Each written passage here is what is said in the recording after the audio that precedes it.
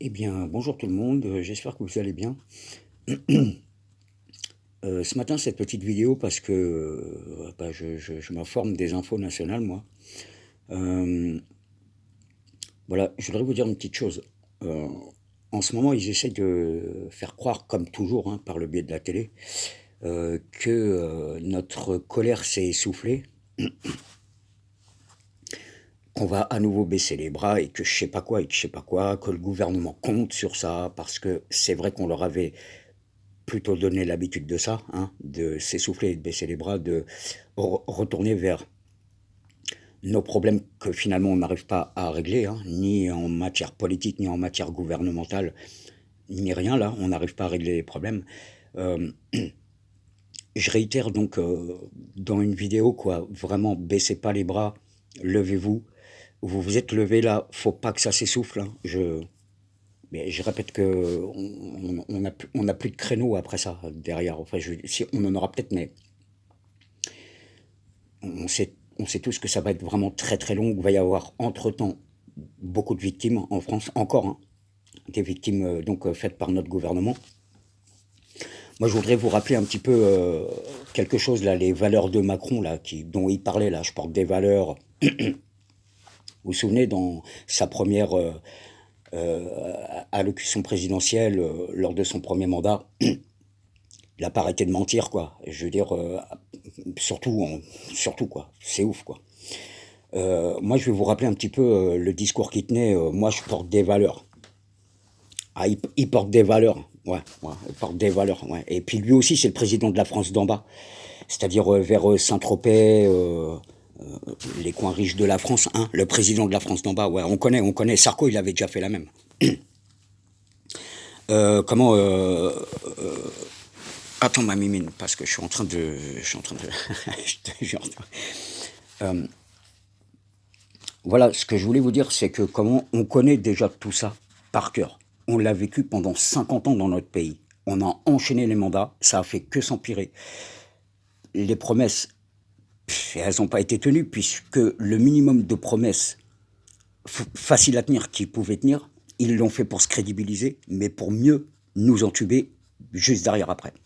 Moi, je vais vous rappeler les valeurs de Emmanuel Macron dans notre dos, ces valeurs. Hein. Alors, ces valeurs, déjà, elles commencent par le 49.3, évidemment. Et puis ces valeurs aussi, c'était le bail précaire, hein, pour... alors ça, c'est vraiment le truc de ouf, quoi. Je veux dire, pour ceux qui se lancent dans la vie, les jeunes, la jeunesse, tout ça. Ou ceux qui ont des emplois comme les CDD ou les saisonniers. Et je vais vous expliquer un petit peu le bail précaire, quoi. Vous avez un contrat, par exemple, de saisonnier qui va durer, par exemple, 3 mois parce que vous avez eu du mal à trouver un bon employeur ou une bonne place quelque part. Vous n'avez pas pu commencer votre saison à temps. À temps. Euh, on va vous filer le logement, le bail précaire, là, pendant cette durée de contrat. Et puis après, après le contrat, donc, vous n'avez pas de droit, hein, parce que 3 mois, ben, c'est pas suffisant pour faire ses droits en tant que saisonnier, on le sait bien. Ils ont tout durci, hein, d'ailleurs, par rapport à ça.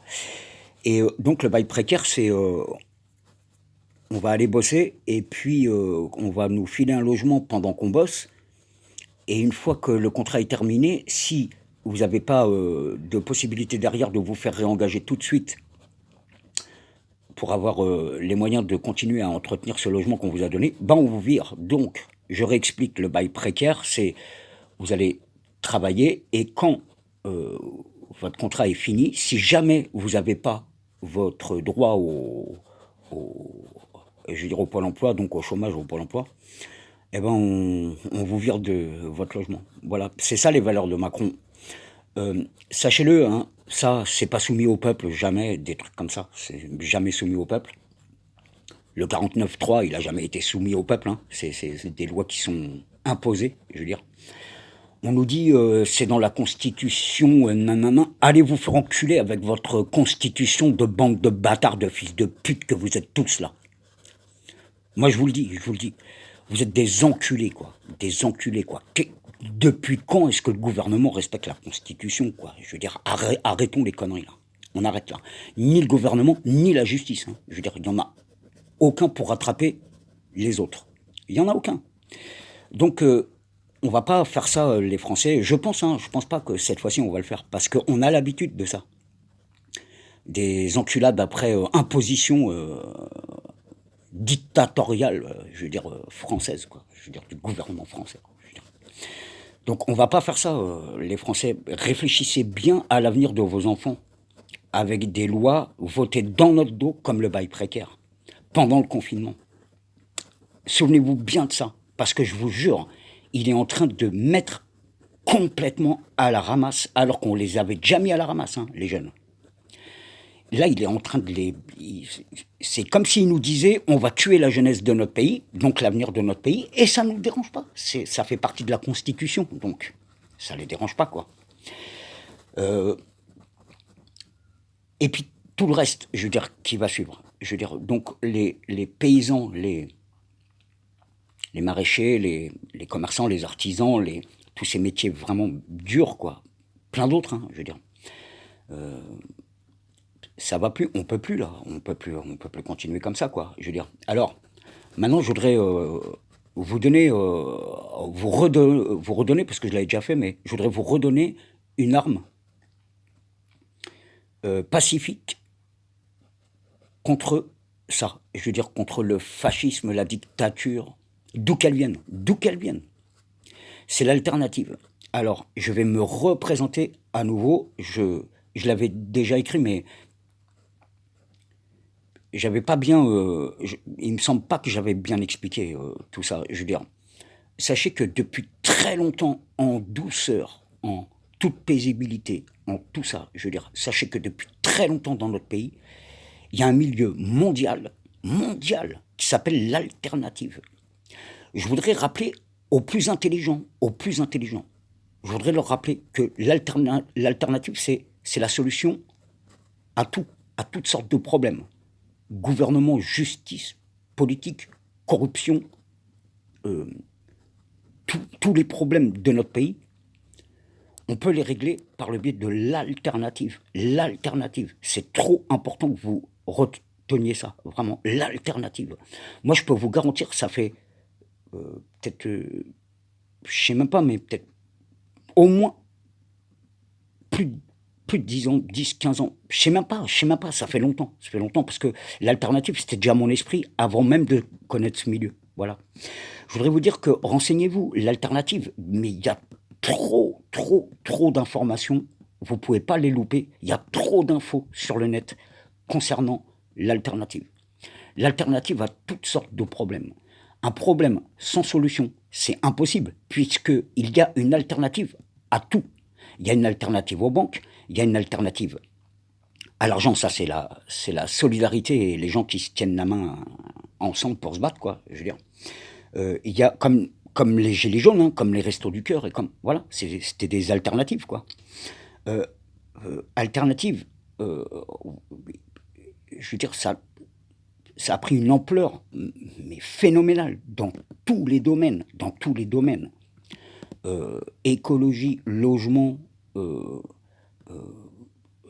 sais pas, travail, parce que moi j'ai fait partie donc de ces pionniers en France, pas vraiment pionniers, parce que la vérité c'est que c'est, encore une fois, bon, voilà, je vais parler d'un GPS, mais je vais pas donner de nom, parce que vraiment, ce truc-là, moi j'y ai participé, c'était pour apprendre, hein, vraiment, ils m'ont donné de l'ordre dans mon esprit, et de l'ordre entre les mains, ces gens-là qui m'ont formé à l'alternative, et qui m'ont bien démontré qu'on peut, dans un endroit, à Mairie-de-Clichy, réunir, je ne sais plus combien de responsables de l'État, associatifs. Je vais vous réexpliquer, hein. Le GPS, c'était le garage pour la solidarité. Je veux dire qu'il y a un gars, il a dit, viens, on prend ce bâtiment, je vous explique mon projet. Il me l'a expliqué, moi j'y ai pas cru, hein. Je lui ai dit, non, t'es au RSA, ton truc, il est trop vaste, ton projet, il est trop vaste, t'arriveras pas, quoi. Et lui, il m'a dit, donne-moi 3 mois, et je vais te convaincre que même en partant du RSA, on y arrive. Que tout ça, c'est une question d'organisation, d'idées, d'imagination, de créativité, voilà. Ce monsieur, c'était un ex-militaire, et je peux vous dire que malgré que j'ai pas été d'accord sur la fin avec lui, quoi, je me suis barré, mais franchement, il va se reconnaître, bien sûr, le Tony, il va se reconnaître. Je donnerai pas ton nom, t'inquiète, pépère, t'inquiète pas. Tu sais, moi, je suis pas. je- même si même si on n'a pas été d'accord sur des trucs que je vais pas dire, bien sûr, c'est ça, ça restera entre nous, mais même si on n'a pas été d'accord, t'es un, t'es un putain de bon gars, Tony, t'es un putain de bon gars, quoi. Voilà. T'as tes défauts, mais t'as sauvé des gens du froid, de la faim, t'as redonné de la place pour travailler. Toute l'idée, elle était bonne. Tu vois, dommage la finalité qu'on connaît, hein, toi et moi. Dommage pour ça. Mais cool, sinon. Dans le sens où vraiment, tu as fait partie de ces pionniers en France qui ont lancé ce genre d'alternative et qui réglaient déjà plusieurs problèmes de société. Alors, le GPS, il a été à l'époque suivi par à peu près tout, hein, je crois. Police, préfecture, conseil régional, conseil, les trucs départementaux, je sais même plus, mais voilà, c'était ouf, quoi. Je veux dire, la mairie, quoi. Je veux dire, euh, qui s'étaient tous accordés à dire, waouh, putain, ce que vous avez fait, c'est, voilà, c'est au départ, quoi. Voilà, bon, c'est pas un squat. On a bien vu que vous aviez un vrai projet, un vrai objectif, vous l'avez fait. Bon, moi, je voulais que vous sachiez que si j'ai suivi ce monsieur, c'est parce que quand il m'a dit, donne-moi 3 mois. La vérité, c'est que quand on est rentré dans ce GPS-là, il m'avait convaincu en 3 semaines. Tellement il est courageux, tellement il a pas, il a pas, comment je pourrais vous dire ça. Il a tout mis de côté, je veux dire lui, jusqu'à sa santé, hein, sachez-le. Hein, à un moment donné, il est tombé, bon. Je pense qu'il est reparti au combat. Euh, et je l'en félicite d'ailleurs, peu importe les défauts, vas-y, bon, de toute façon, ton idée est celle des autres, hein, parce qu'il n'y avait pas que toi. Hein, je veux dire, voilà, dans la région parisienne, Paris, région parisienne, il y en avait de l'alternative, hein, putain. Et ben voilà, c'est ça, cool, quoi. Ça veut dire que t'as pas je sais pas comment dire ça, même fatigué, même, voilà, t'étais décidé. Moi, je me souviens un jour avec un ami, on t'a vu sortir de l'Onyx, et la première réflexion qu'on s'est fait, c'est, t'as vu sa démarche? Le gars, il est motivé, quoi. Il est décidé, quoi. Voilà, pas motivé, décidé, quoi. C'est une démarche décidée, quoi. Donc, c'est ça que je voulais vraiment dire aux Français. Sachez qu'il y a des Français qui font ça. Ils n'ont pas peur, ils vont prendre des bâtiments qui pourraient donc servir à nous revaloriser un petit peu humainement, quand même. Et et ils s'en servent. Et donc, ils ont fait venir un monde incroyable, des artistes, des artisans, des jeunes, des vieux, des cours d'alphabétisation qui se mettaient en place. Alors qu'il n'y avait rien dedans. Il n'y avait rien. C'était même à refaire. C'était en travaux et c'était à refaire, quoi. Donc, voilà, bon, cool, cool. Voilà, c'est ça que je voulais vous dire. C'est qu'il y a eu des endroits comme ça. Il y en aura encore. Il y en a toujours. Hein. Il y en aura encore.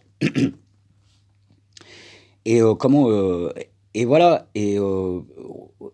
servons-nous de l'alternative. Vraiment, moi je vous le dis, hein, j'avais dit, hein, l'alternative, si on le fait bien, quoi, si on le base sur l'amour, comme toujours, hein, si on le base sur l'amour, et c'était le cas à l'époque, au début, c'était le cas, euh, ben on a un outil ultra puissant. Il y a un autre truc que je voulais vous dire. Il y a le gouvernement, là, il pense qu'on va s'essouffler, on va baisser les bras. Mais moi, je voudrais vous dire un petit truc, là. Il y a un bras de fer, donc, c'est ça, hein, il y a un bras de fer, donc, entre nous et entre le gouvernement. Alors, comment ils peuvent gagner ce bras de fer, puisqu'on est plus nombreux qu'eux? On est en surnombre comparé à eux. Eux, ils sont en minorité. Et comme toujours, quoi. La minorité fait croire qu'ils ont le pouvoir, qu'ils détiennent le pouvoir et qu'ils peuvent exercer ce pouvoir sur nous. Ils ne sont pas là pour exercer un quelconque pouvoir sur personne. Moi, je vais rappeler que un président de la République, il n'est pas notre patron, il n'est pas notre dirigeant, il est notre représentant. On lui a transmis, pas les clés d'un pouvoir, les clés d'une représentation.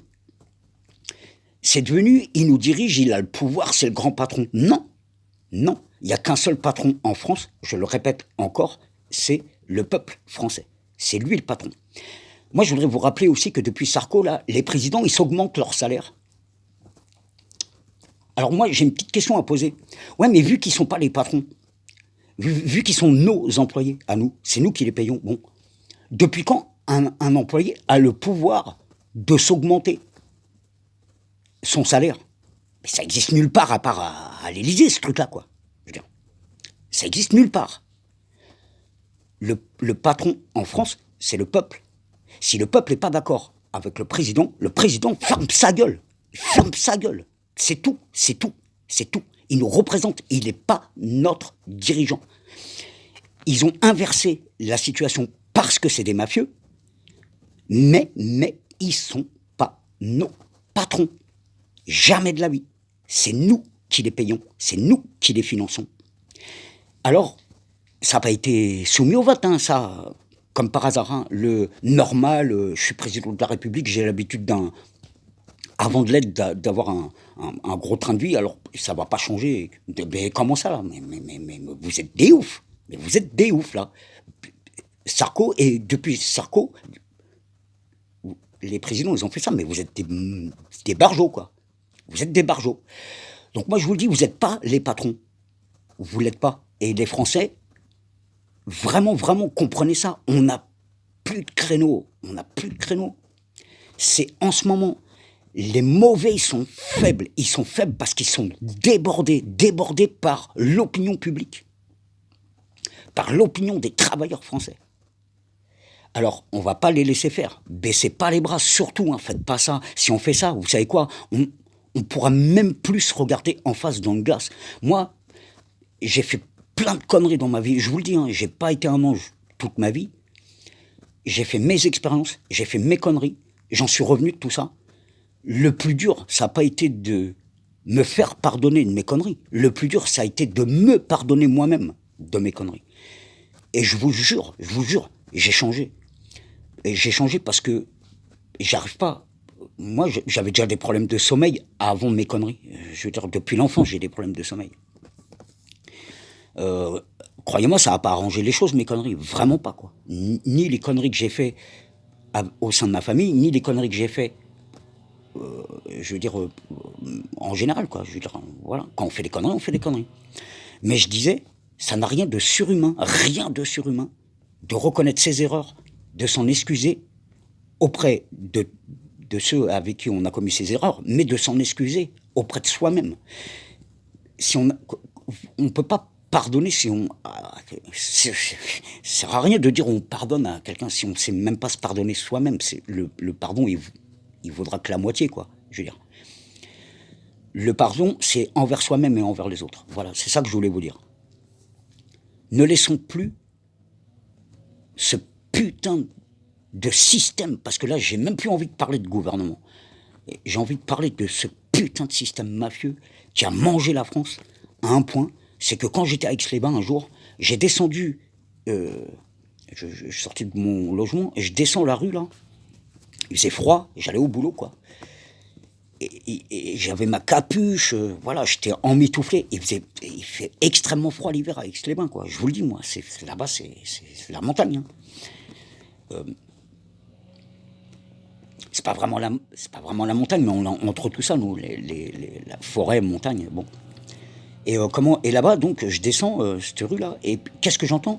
J'entends un petit jeune, là, il appelle son frère et lui dit « Eh, viens voir, frangin. En bas, il y a un bandit, un vrai. » Alors je m'arrête, je lève la tête et je dis « Eh oh, c'est qui que tu traites de bandit, là ?» Et je dis « Moi, je vais au boulot, je suis pas un bandit. » Et le mec, il me dit, le petit jeune, là, il me dit « Ah, mais le prends pas mal, parce que tu sais, nous, les bandits, on les aime bien. » Waouh.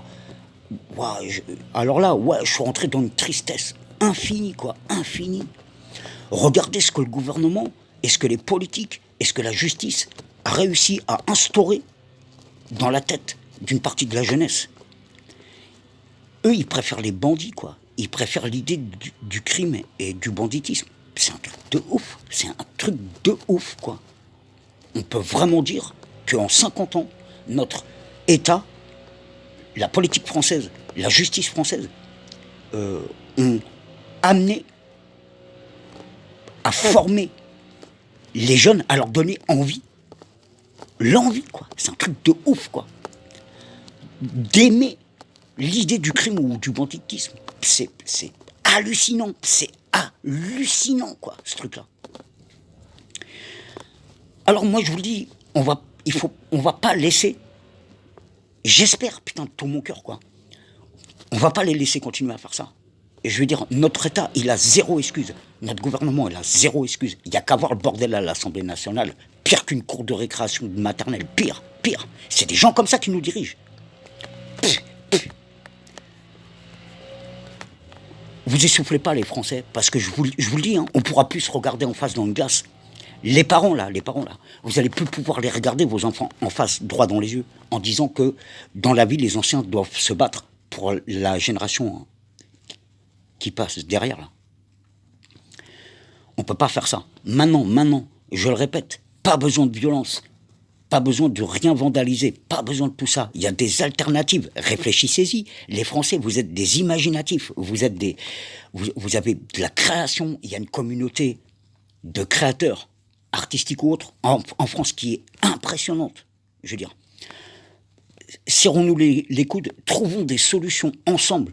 Parlons, je vous l'ai dit, les réseaux sociaux, putain, mais ça doit servir à ça, merde. Rapprochons-nous, travaillons la main dans la main. C'est ça que ça voulait dire.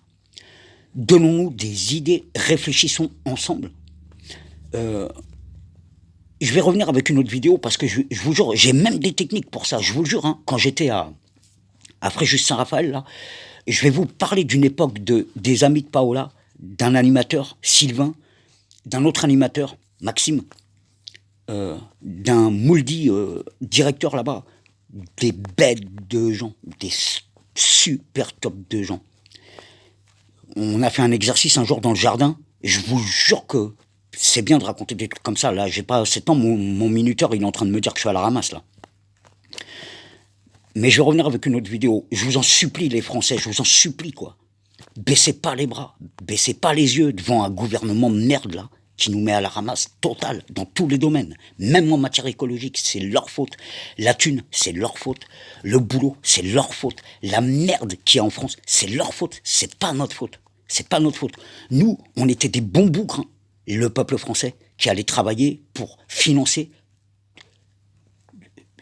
toute cette corruption de l'État, de la justice, là, je veux dire. Baissez pas les bras, les Français, ok? Et je reviens avec une autre vidéo. Celle-ci, elle était vraiment importante parce que je vous jure, j'en ai marre des infos qui viennent dénoncer. Il y a plein de fake news en France, alors qu'ils sont les premiers à en diffuser, quoi. Je veux dire. Ou à manipuler la vérité, ou à... Je veux dire, il y en a marre, quoi. Il y en a marre, quoi. Il y en a marre, tout ça. C'est pas du journalisme, ça. C'est pas vrai, c'est pas vrai. C'est pas vrai. Les vrais journalistes, vous savez, c'est lesquels les vrais journalistes? C'est ceux qui n'ont pas peur de la censure, justement. C'est ceux qui vont parler même hors antenne sur les réseaux sociaux ou dévoiler, ou les lanceurs d'alerte, ou les... C'est eux les vrais journalistes. C'est pas la télé, là. Il y en a marre de la télé, là, qui diffuse de la merde, là. Et qui fait croire qu'ils se battent contre les fake news alors ils sont les premiers, quoi, à le faire. Il n'y a plus de respect. Ils ont même plus le respect de leur propre fonction professionnelle, de leur... Elle est où l'éthique, là? Elle est où?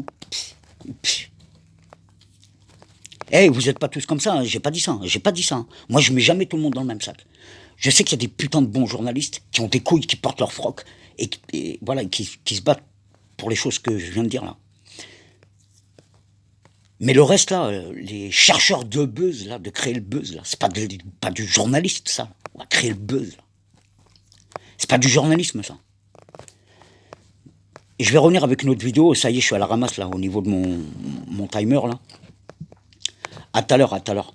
Celle-là, cette vidéo, elle est un peu longue. Elle va mettre du temps, comme toujours, hein, à s'installer. Je galère un petit peu en matière de matos, mais vous en faites pas. Je veux dire, moi, je sais tout améliorer dans ma vie à partir de tout. Ça veut dire, donne-moi une tente, une gourde, un sac de couchage et un camping-gaz. Et moi, je te dis, de cette base-là, là, je remonte la pente, un truc de ouf. Moi, j'ai déjà mis des baffes à plein de monde avec ça, quoi.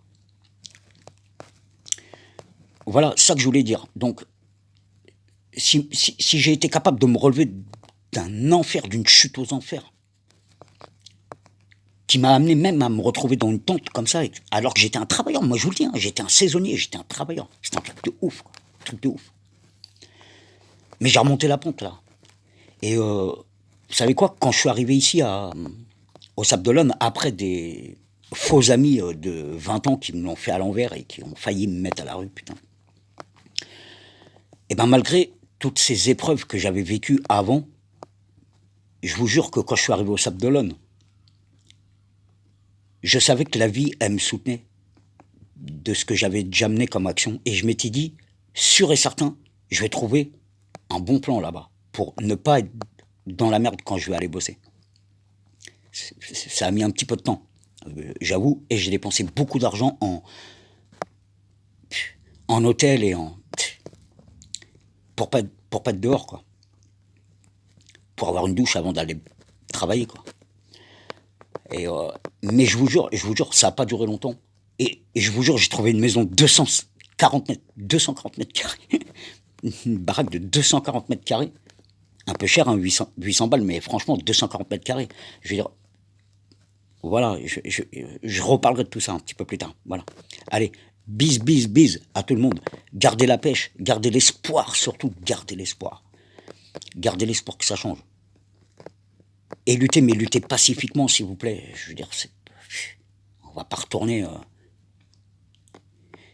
Si le gouvernement nous force à retourner vers un mai 68, et le mois de mai, c'est dans pas longtemps.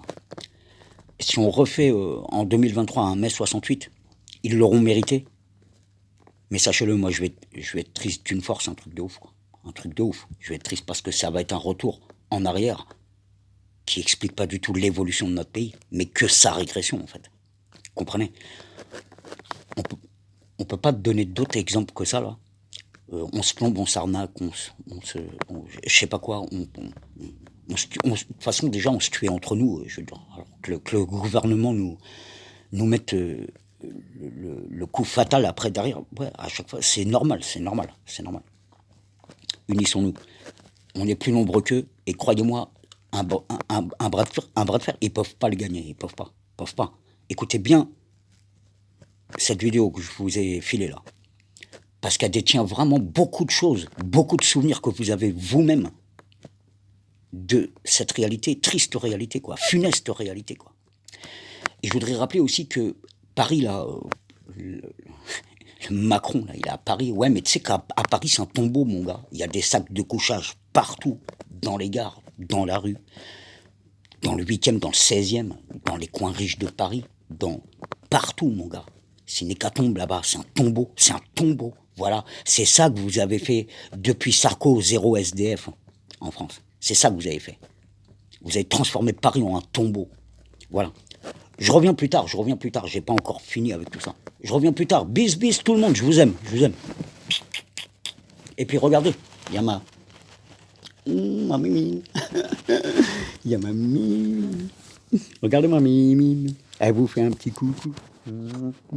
Ma petite mimine. Hein, vous avez vu comment je la martyrise, comparé à ce que certains disaient, que je martyrisais mon chat, moi. Je vous jure. J'ai pas pris un chat pour le martyriser. Vous savez, je l'adresse même pas, je l'éduque. C'est pas la même chose. Allez, bis.